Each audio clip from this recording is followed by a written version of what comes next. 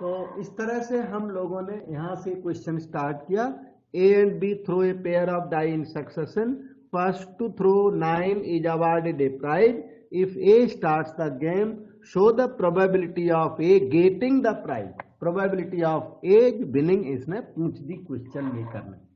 तो हम लोगों ने क्या किया, ए को मिलेगा फर्स्ट थ्रो करने को तो बी को मिलेगा सेकंड, ए को मिलेगा थर्ड तो बी को मिलेगा फोर्थ, ए को मिलेगा फिफ्थ, बी को मिलेगा सिक्स्थ, एटसेट्रा।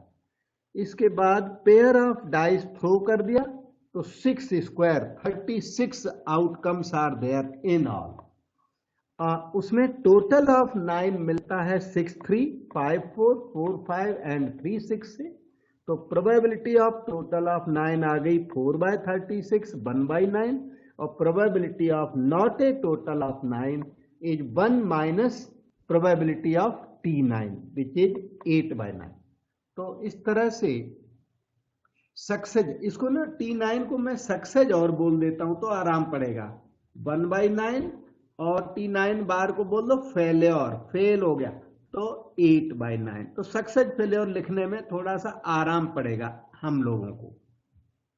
अब ये चाहते हैं show the probability of A's winning. A का विनिंग का प्रोबेबिलिटी पूछा इसने, तो probability A getting the prize.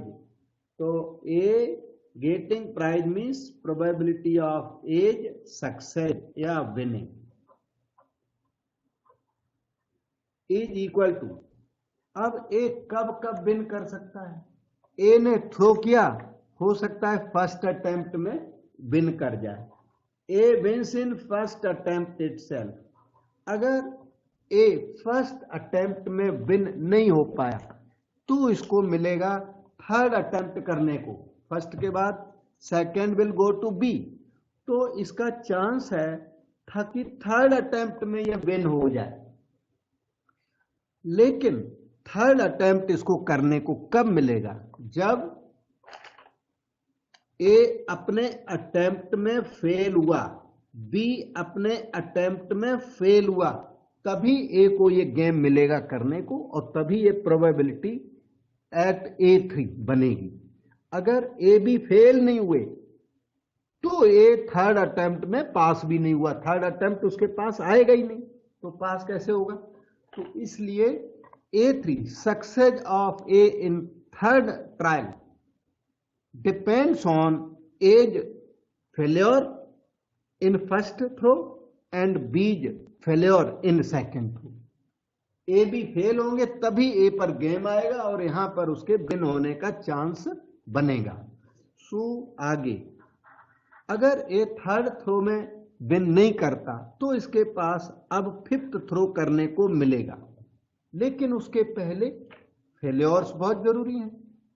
Success of A in fifth trial must be preceded by 4 failures. Which 4 failures? A B 1 2 3 4 they must fail in their attempts, then A is likely to succeed in fifth throw, and this way game may go up to infinity. So this can be written as follows. Probability A wins in first throw plus, क्योंकि एक ही बार A win करेगा, बार बार win नहीं करेगा। First में win कर गया तो third में नहीं करेगा, थर्ड में कर गया तो फिफ्थ में नहीं करेगा। एक ही बार गेम विन होगा और उसके बाद गेम स्टॉप हो जाएगा। इसलिए ये आपस में एमी इवेंट्स हैं। और word changes to plus sign,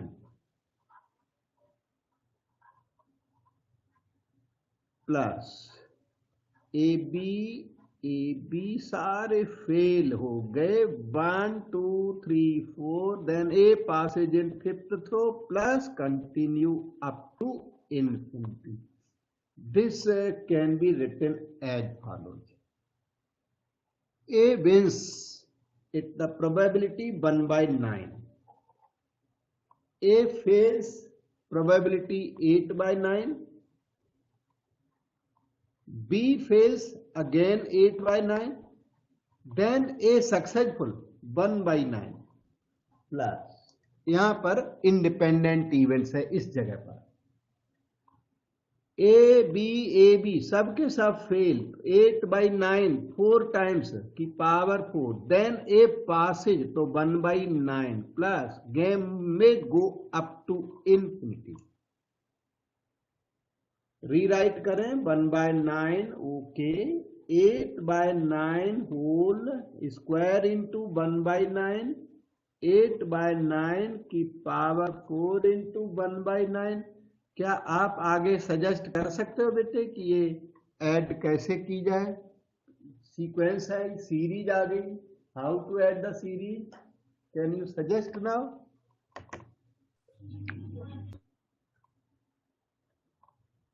okay, ये है जो आगे ना, दिस इज ज्योमेट्रिक प्रोग्रेशन।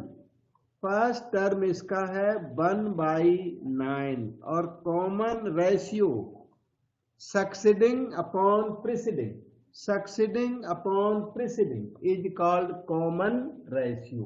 तो कॉमन रेशियो कितना हुआ बेटा?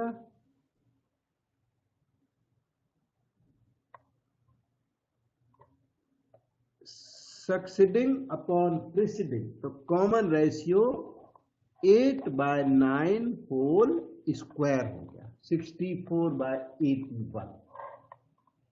और जीपी का एस इन्फिनिटी का फार्मूला है A/1-R। This way probability of A's winning has come.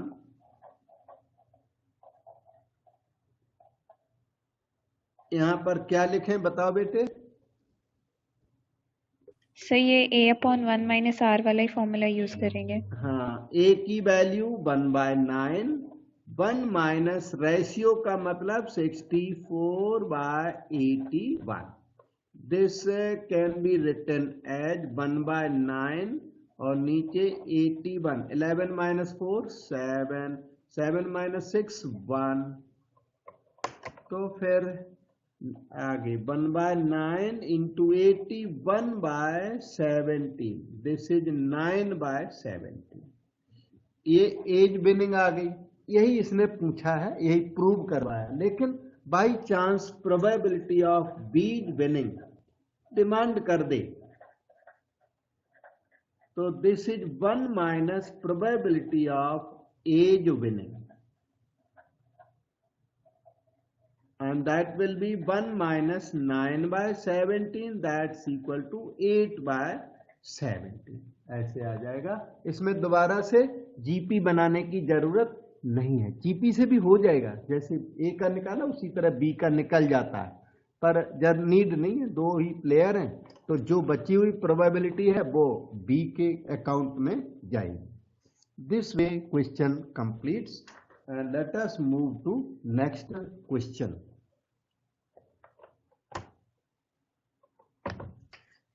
Next question हमें इसी पैटर्न का दिखता है, थोड़ा आपको हिंट देता हूं नेक्स्ट क्वेश्चन का, बिल्कुल इसी टाइप का है, थोड़ा सा फर्क के साथ है। ये देखिए क्वेश्चन है नेक्स्ट वाला, 3 persons A, B and C throw a die in succession। इस बार प्लेयर्स हैं 3 और डाई है 1। एक डाई को ये बारी बारी से प्ले करते हैं। A, B, C are throwing 1 die in succession. A ने थ्रो किया फर्स्ट, तो बी ने किया सेकंड, तो सी ने किया थर्ड। फिर आ गया ए का नंबर, फोर्थ थ्रो इसे मिलेगा, फिफ्थ इसे मिलेगा, सिक्स्थ थ्रो करने को इसे मिलेगा, सेवेंथ, एट्थ एंड नाइन्थ। इस तरह से इनको थ्रोज करने को मिलेंगे और गेम फर्स्ट अटेम्प्ट यहां पर फिनिश हो भी सकता है और गेम अप टू इन्फिनिटी जा भी सकता है, कुछ कह नहीं सकते, क्योंकि 3 persons throw 1 die in succession till one of them gets 6 and wins the game। ये गेम तब तक चलेगा जब तक किसी एक पर्सन को 6 नहीं मिल जाता। मतलब कि probability of getting 6, that is probability of success, you can say that is 1/6 on a throw of die. एक डाई को थ्रो किया, 6 आने का चांस 1/6 और 6 न आने का चांस, प्रोबेबिलिटी ऑफ 6 बार, 6 न आने का chance 1 minus probability of getting success, that is 1 minus 1/6, नीचे लिख देता हूं, दैट इज इक्वल टू 5/6। तो उस मटेरियल के साथ हम लोग यहां आ जाते हैं। Question 2 continued. ओके, तो probability of success in one trial 1/6 and probability of failure is 5/6। अब इन्होंने क्या पूछ दिया, find their respective probabilities of winning, winning की प्रोबेबिलिटी पूछ दी। चलो ट्राई करता हूं, प्रोबेबिलिटी ऑफ एज विनिंग, ए कब विन करेगा, ए को थ्रोज करने को मिल रहे हैं, देखिए सामने है, फर्स्ट, फिर फोर्थ, फिर सेवेंथ, तो अपने थ्रो पर ही उसके विन करने का चांस भी है। तो A will win in first throw, और फर्स्ट थ्रो अगर ए को नहीं मिल पाया तो ए का चांस है फोर्थ थ्रो पे वो फिर से विन कर जाएगा। लेकिन फोर्थ थ्रो यूं ही तो हो नहीं गया, उसके पहले फेल्योर्स जरूर आने चाहिए। पहले को क्या फेल होना चाहिए, ए बी सी तीनों भी अपने अटेम्प्ट में फेल होने चाहिए, तब ए को गेम मिलेगा और तब सक्सेस की प्रोबेबिलिटी बनेगी। फिर ए को गेम करने को मिलेगा सेवेंथ, सेवेंथ के पहले 6 फेल्योर्स हैं, चाहे वो ए का खुद का हो, चाहे बी का या सी का। तो ए बी सी, फिर से A B C, these are the failures, 1 2 3 4 5 6 failures. और गेम में go up to infinity. So this can be written as probability A succeeds here plus probability of ABC failures then A successful plus probability ABC 6 failures then A successful plus continue up to infinity। बेटे doubt तो नहीं यहां तक, बोलो। No sir, clear है। Okay बेटे, तो A1 ये सक्सेस मिल गई आपको 1/6, और ए बी सी के जो फेल्योर्स हैं वो ईच 5/6 के इक्वल हैं। तो 5/6 इंटू 5/6 इंटू 5/6, फिर ए सक्सेसफुल तो 1/6 प्लस 5/6 कर दीजिए 6 टाइम्स, 6 की power 6 into 1/6 plus continue, game में go up to infinity. This is geometric progression, its first term is 1/6, common ratio succeeding upon preceding, that is 5/6 whole cube, which is 125/216, and as infinity is a upon 1 minus r, formula होता है a का मतलब 1/6, 1 minus ratio का मतलब 125/216 can be written as follows, 1/6 fine के ये अपना 91 हो गया लगता है, 6 माइनस 5 1, 11 माइनस 2 91/216, तो ये हो जाएगा 36/91, 6 और 216 का बैलेंस 36। इस तरह प्रोबेबिलिटी ऑफ एज विनिंग हो गई। This time there are 3 players, so we have to find probability of B's winning also in the similar manner। GP से सी का जो विनिंग का प्रोबेबिलिटी वो कॉमन सेंस से आ जाएगा, लेकिन 3 प्लेयर्स हैं तो 2 का आपको फुल वर्क करके देना पड़ेगा। तो let us do for probability of B's winning. अभी तो इसमें थोड़ी सी जगह है अपने पास। Probability of B's winning, B को जो थ्रो करने को मिल रहा है वो सेकंड मिल रहा है, सेकंड थ्रो करने को बी को मिल रहा है, तो बी अपने थ्रो पर क्या होगा, विन करने का चांस है, या फिर बी का चांस है फिर फिफ्थ थ्रो करने को उसको मिल रहा है, या फिर उसको करने को मिल रहा है एर्थ थ्रो। लेकिन the throws are preceded by several failures, मतलब फर्स्ट केस में ए मस्ट फेल और सेकेंड केस में ए बी सी ए, इतने सारे फेलियर, उसके बाद फिफ्थ ट्रायल में बी पास हो जाएगा। यहां पर देखो बहुत सारे फेलियर्स हैं, ए बी सी और फिर से ए, मैंने काफी डेंसिटी के साथ लिखा है, स्पेस लेस अवेलेबल है, यहां तक फेलियर्स और उसके बाद सक्सेस। ठीक है, so you can proceed further now. A का फेलियर 5/6 और बी का सक्सेस 1/6 प्लस ये 1 2 3 4 फेलियर्स हैं 5/6 की पावर 4, उसके बाद बी सक्सेसफुल हो गया, सो 1/6 प्लस 5/6 की पावर हो गई 7 और इंटू 1/6 प्लस गेम में go up to infinity.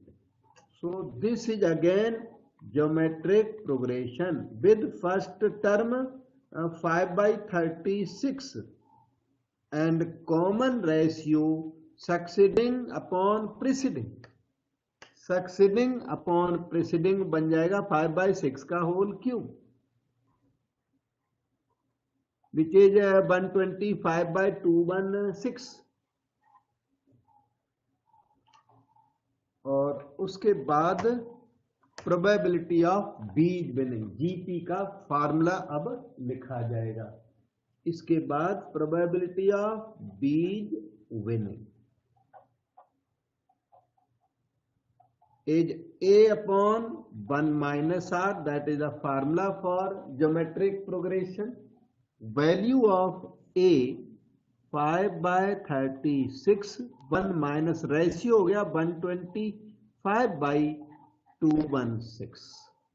This can be written as 5/36 into 216 चला जाएगा ऊपर, और 216 माइनस 125 जो कि 91 लास्ट टाइम भी आया था, और ये 36 6 जा 216 6 5 जा 30/91, 30/91 ये कैलकुलेशन आपकी आ जाएगी। तो प्रोबेबिलिटी ऑफ एज विनिंग निकली थी 36/91, ये ए की प्रोबेबिलिटी थी ये, और बी की प्रोबेबिलिटी निकली 30/91। अब चाहिए इनको probability of C winning. There are only 3 players, so probability of siege winning can be found by just So trial, one, by simple yes trial. sir. Yes. So 1 minus probability of A's winning plus probability of B's winning.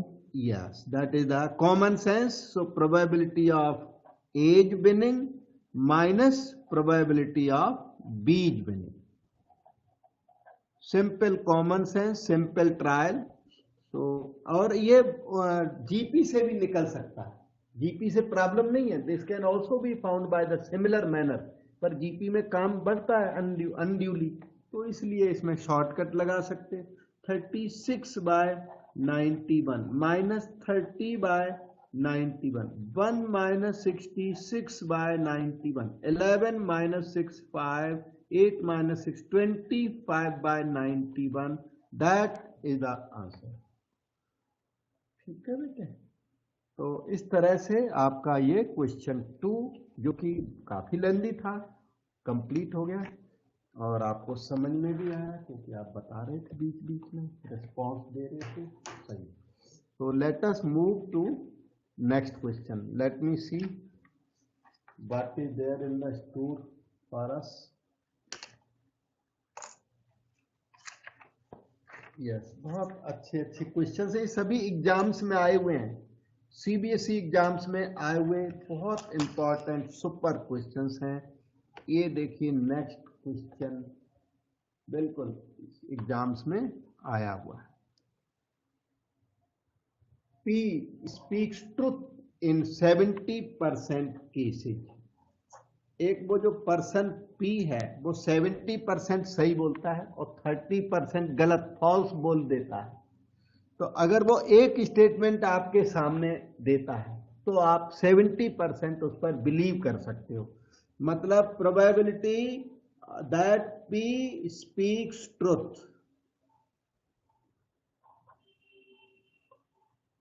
Is 70%। One statement अगर वो देता है तो उसके truth बोलने की probability 7/10 है और उसके फॉल्स बोलने की प्रोबेबिलिटी 3/10 हो गई अपने आप। Probability of P bar is speaking lie 3/10। आगे रीड करें। And Q in 80% cases probability that Q speaks truth is 80%। One statement देता है तो 80% आप उस पर बिलीव कर सकते हो। तो ये हो गया 4/5। और प्रोबेबिलिटी ऑफ क्यो बार कि क्यो is speaking lie is 1/5। In what percentage of cases are they likely to agree in stating the same fact? कि वो एग्री कब करेंगी in stating the same fact. Percentage of case पूछा, पहले आप निकालिए प्रोबेबिलिटी ऑफ एग्रीमेंट और फिर उसमें मल्टीप्लाई कर दोगे 100 का, तब बन जाएगा percentage of cases of agreement. तो probability of agreement, they agree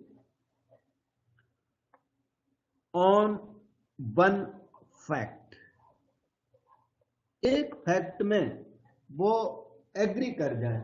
ये एग्री कब कर जाएंगे? दोनों, या तो दोनों सही बोल रहे हैं तो एग्री कर जाएंगे, या दो के दोनों एक साथ झूठ बोल रहे हैं तो भी एग्री कर जाएंगे। तो they will agree if P speaks truth and Q also speaks truth। किसी वन फैक्ट के लिए दोनों ने सच बोल दिया तो दोनों एग्री कर जाएंगे, या फिर P speaks lie and Q also speaks lie, तब भी दोनों एग्री कर जाएंगे। वो डिसएग्री तब होंगे जब P speaks lie and Q speaks false, और P speaks true, P speaks lie and Q, एक मिनट, डिसएग्रीमेंट तब होगा जब P speaks lie and Q speaks truth, और P speaks truth and Q speaks lie, तब तो होगा contradiction. यहां कंट्राडिक्शन नहीं मांग रहा, ये एग्रीमेंट मांग रहा। एग्रीमेंट में दोनों ट्रुथ बोले या दो के दोनों फॉल्स बोले। तो this is equal to probability of P Q plus probability of P bar Q bar equal to P। Probability of P that is 7/10 आपके सामने है material. Q speaking truth 4/5 plus P bar false बोल दिया 3/10 and Q बार 1/5। तो 28 plus 3 30 1/50।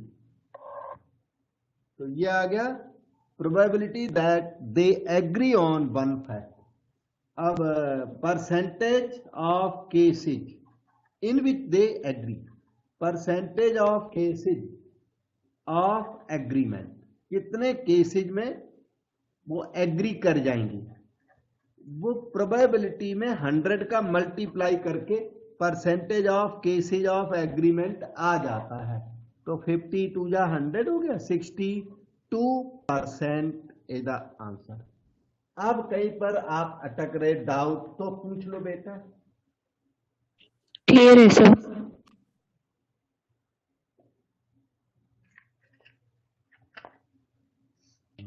Sir clear. Okay, so let us move to this question number 7. Read करें question 7 को। Rapid exercise 3 चल रही है।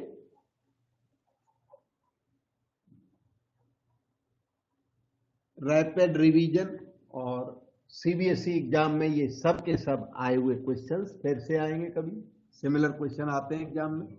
सर बेटे सर, इससे पिछले वाले क्वेश्चन में एंड में ये क्वेश्चन है कि do you think when they agree means both are speaking truth, तो इसका 50% हो जाएगा ना? हाँ जी, एक मिनट। ये जो सेकंड पार्ट है बेटा, ये अब एग्जाम्स में बंद हो गया, इसलिए कई बार मैं इग्नोर कर देता हूँ। ये Okay, ह्यूमन वैल्यूज का क्वेश्चन है और सीबीएसई में बहुत दिनों तक ये इस तरह का आता था। इसका 1 मार्क भी होता था। इसका आंसर लिखोगे तो 1 मार्क मिलेगा, लेकिन आजकल ये बिल्कुल क्लोज ही हो गए, बंद हो गए। तो लेकिन क्वेश्चन वो बना, एग्जाम में आया था ना ये क्वेश्चन। तो ह्यूमन वैल्यू आती थी साथ में 5%, मतलब 5 क्वेश्चन के साथ ऐसा आता था। 5 मार्क आता तो ये 1 मार्क का, ऐसे 5 क्वेश्चन के साथ ह्यूमन वैल्यू अटैच होकर के आती थी। आजकल वो बंद हो गई है। फिर भी do you think when they agree means both are speaking truth. जब वो एग्री करेंगे, क्या आपकी फीलिंग ये है कि दोनों सही बोल रहे हैं? सर 50% केसेस में होगा। हाँ हाँ, क्योंकि जब वो एग्री करेंगे तो वो सही बोल रहे हैं ये जरूरी नहीं है। वो हो सकता है दोनों के दोनों फॉल्स बोल रहे हो, even then they will agree, है ना? यस दोनों सर। झूठ बोल रहे होंगे मिलके और फिर एग्री कर जाएंगे वो। तो इसका है, हमारा आंसर है no, I don't think that there agreement means speaking truth. No, there agreement does not mean that they are speaking truth. They may agree even when both speak lie. तो Okay, sir. हाँ, इस तरह question अभी बंद हो गया, अब नहीं आता एग्जाम में आपकी, अभी नहीं आता। फिर दोबारा से कभी फिर से खुलेगा ये टॉपिक, तो अभी बंद हो गए क्वेश्चन। ओके, ये सेकंड पार्ट। फर्स्ट पार्ट तो इंपॉर्टेंट है, अभी कहीं कंफ्यूज मत हो जाना। केवल ये वाला पार्ट नहीं आता, फर्स्ट पार्ट तो अब भी आएगा। Okay, sir. Okay. 3 groups of children contain respectively 3 girls and 1 boy. ये ह्यूमन वैल्यूज के क्वेश्चन तो केमिस्ट्री में आने लग गए थे, फिजिक्स में आने लग गए थे। फिर लोगों ने इसको पसंद नहीं किया कि कोई स्टूडेंट केमिस्ट्री का क्वेश्चन कर रहा है, उसके बीच में इस तरह की चीजें पूछने लग जाओ उसको, तो वो अच्छा नहीं लगता था। तो इसलिए फिर बंद हो गए। सभी में आते थे, फिजिक्स में भी, केमिस्ट्री में भी, जबकि सब्जेक्ट ये लिटरेचर का है। कहीं इंग्लिश हिंदी में अच्छा लगता है, मैथ्स फिजिक्स केमिस्ट्री में ज़्यादा अच्छे नहीं लगते। ह्यूमन वैल्यू उसका अलग अलग से, जैसे कोई हिंदी है, इंग्लिश है, संस्कृत है, इंग्लिश है, इनके लिए ठीक, उन सब्जेक्ट में चीज़ें इनकारपोरेट करने के लिए। 3 गर्ल्स एंड 1 बॉय। दूसरा ग्रुप है 2 गर्ल्स एंड 2 बॉयज का, और थर्ड ग्रुप है 1 गर्ल एंड 3 बॉयज का। फिर कहते हैं 1 child is selected at random from each group. Her group से एक एक चाइल्ड पिकअप किया गया। 1 child is selected from each group. एक बच्चा यहां से पिकअप किया, एक बच्चा यहां से पिकअप किया, एक बच्चा यहां से पिकअप किया। Each group equally likely to be selected. और सारे ग्रुप से आपने 1 चाइल्ड पिकअप किया है। एक ऐसे क्वेश्चन भी होता है कि 1 group is selected and from selected group child is picked up. ये चीज वो नहीं है, ये अलग है। You have to select all the groups and from each group 1 child is picked up. 3 children हमारे पास हो गए। show the chance that 3 selected consist of 1 girl and 2 boys. अब ये जो मांगने लग गए, probability that 3 selected are 1 girl and 2 boys. अब ये हुआ क्या कि जो गर्ल सेलेक्ट हुई, हो सकता है वो फर्स्ट ग्रुप की सेलेक्ट हुई हो. Girl comes from first group, boys come from second and third groups respectively. और का मतलब प्लस लगा दिया मैंने. ये जो गर्ल है, शी में come from second group, girl comes from second group while boys come from first and third groups. और का मतलब प्लस, क्योंकि हमारे पास 3 चिल्ड्रन है. 3 चिल्ड्रन या तो फर्स्ट कैटेगरी के, या सेकंड कैटेगरी के, या थर्ड कैटेगरी के. तो इसलिए बीच में प्लस लगाता आ रहा हूं म्यूचुअल एक्सक्लूजन की वजह से. गर्ल फर्स्ट ग्रुप की भी हो सकती है, गर्ल सेकंड ग्रुप की भी हो सकती है, गर्ल थर्ड ग्रुप की भी हो सकती है. रिमेनिंग ग्रुप से 2 बॉयज सेलेक्ट हुए हैं और एक साथ कोई बिफोर या आफ्टर नहीं. 3 children are picked up from 1 from each group. 3 children pick up जरूर किए, लेकिन all 3 are not picked up from the same group. They have been picked up from different groups. So this way, probability girl comes from first group into boy comes from second group into boy comes from third group. This way these things may also be written. अब लिखता हूं probability girl of first group. ये first group है, इससे girl child आने की probability 3/4 है. This is second group, इससे बॉय आने का चांस है 2/4. और ये थर्ड ग्रुप से बॉय आने का चांस है 3/4 plus boy comes from first group. First group का boy 1/4.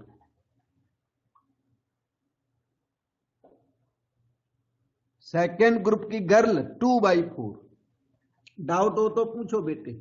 Boy comes from third group 3/4. Boy of first group 1/4. Boy of second group 2/4. Girl of third group 1/4. Add up the material. 64 तो नीचे आ गया. 3 3 जा 9, 2 जा 18 और 6 ये और 2 वो 26/64 13/32. ये आपका आंसर. डाउट हो वहां पूछो.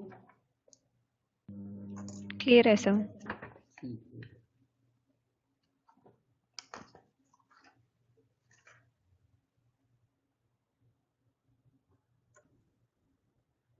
इसके बाद स्टार्ट है कंडीशनल प्रोबेबिलिटी. मेरे ख्याल से कंडीशनल प्रोबेबिलिटी ट्यूसडे को करेंगे, जो बच्चे दूसरे भी सुन लेंगे बात को, है ना.